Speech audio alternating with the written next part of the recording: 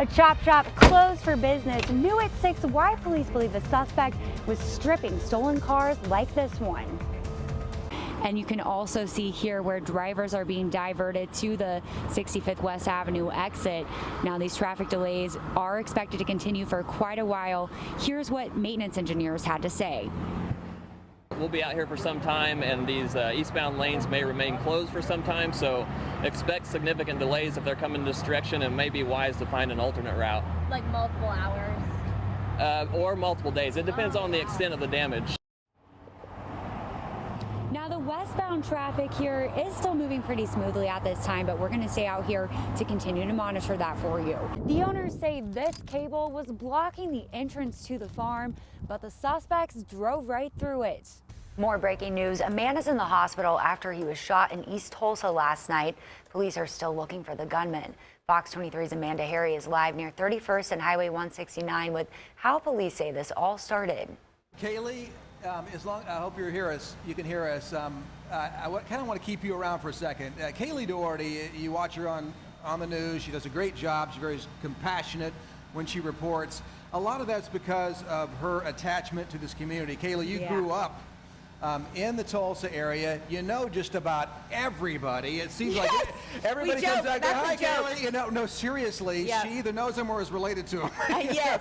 But Cailey, from a person who actually, was raised here and knows this community like a few others, how are you taking this? I mean, this has got to be exciting just for you on a personal level. Absolutely. I'm getting emotional just you guys talking about it because I grew up right here in Midtown. I remember coming to this area when I was a kid. My parents would bring me out to the river trails.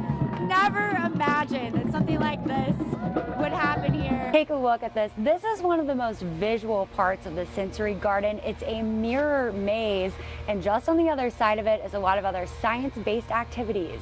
Police say the officer first noticed a truck with its door open, and then inside the car, the glove box was also open and the overhead lights left on. Everything about this trial has been a very emotional, draining experience for this jury over the last 18 days. The moment that this verdict was read tonight in the courtroom was especially emotional. The jury actually asked the judge to read the verdict so that they would not have to. Owners say one of their favorite parts is having multiple generations of skaters growing up here. They say they've even had as many as 4 different generations. Take a look at how fast the river is moving right now, a couple feet above the flood stage. Officials say by Sunday it'll be up to around 26 to 28 feet, which is almost to where I'm standing now. This investigation spanned across 3 different states. Here in Knoll, Missouri, this is now an Arvest Bank, but 30 years ago it was the State Bank of Knoll, where Dan Short was president for many years. It's the 30-year anniversary of one of Northeast Oklahoma's most notorious murder cases.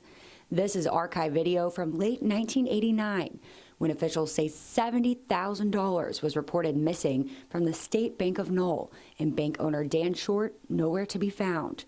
After a few days of searching, some fishermen found his body near the Highway 10 bridge northeast of Grove at Grand Lake. We circled back around a couple more times to make sure before we called in. At the time, Delaware County Sheriff Jim Arp wasn't able to say much about the murder investigation. There's certain things that we just can't talk about at this time. But 30 years later, the now former sheriff meets with me to talk about his time working this case. This one, I still think about it quite often. Officials say Short was kidnapped from his Benton County, Arkansas home. He was then driven to his bank in Knoll, Missouri, where he was forced to open the vault, and about $70,000 in cash was stolen. The suspects then drove him to the Highway 10 bridge at Grand Lake, where they duct taped him to a wooden chair weighted down by a chain hoist and threw him over the bridge. Investigators say Short was likely still alive at that time. We believe definitely that he was alive when they threw him off the bridge. Arp says they got a tip that a brown van was seen on the bridge the night the murder took place, but they couldn't pin down substantial suspect information until one last crucial piece of evidence made it to shore. Investigators say a citizen was walking along the lake here when they spotted a single piece of duct tape. Officials say that piece of tape ended up helping them to solve this case because of a fingerprint they were able to identify. Investigators say that fingerprint linked them to Shannon Agofsky of Knoll, Missouri. His brother Joseph also accused of helping in the crime. 2.5 years after Short's death, Shannon and Joseph Agofsky were both charged in the bank robbery and murder. This is a picture of former Sheriff Arp during one of the many times he says he had to help transport the brothers during trial proceedings. He says thankfully both suspects were convicted to life in prison. It was a sigh of relief. I visited the town of Knoll where Short used to work. His memory very much still alive there. Community members tell me Short was known for being an extremely kind person who would give candy to kids at the bank and always joyfully greeted people around the small town. He was a sweet guy. He was a great guy. And if you had troubles, just come down and see him and talk with him. He'll work it out with you. Joseph Agofsky died in prison in 2013. His brother Shannon remains on death row at a prison in Indiana. Although Dan Short's death was especially tragic, many say that doesn't taint the fact that he was an incredible person, and he'll forever be remembered for the wonderful impact he had on the communities he lived and worked in. Really good guy, really good guy. I still think about him. I wish it hadn't have happened. And we done everything possible to get it solved as soon as possible. This is Short's grave here at the Southwest City, Missouri Cemetery. It reads, "Love is how you stay alive even after you're gone. Death ends a life, not a relationship." Many say the love that Short showed his community will not be forgotten, and they're keeping his family in their prayers this holiday season. Covering News That Matters, I'm Cailey Dougherty, Fox 23 News. New at 6, Fox 23's Cailey Dougherty joins us live in Branson after talking with so many people today who tried to help, and she's also seeing how the community is coming together. Cailey. Yes, I want to show you guys this. This is very powerful. Take a look behind me here. You can see where many of the cars belonging to the victims are still left parked here in the Ducks parking lot. You can see where the community has come together to place flowers and notes on their windshields.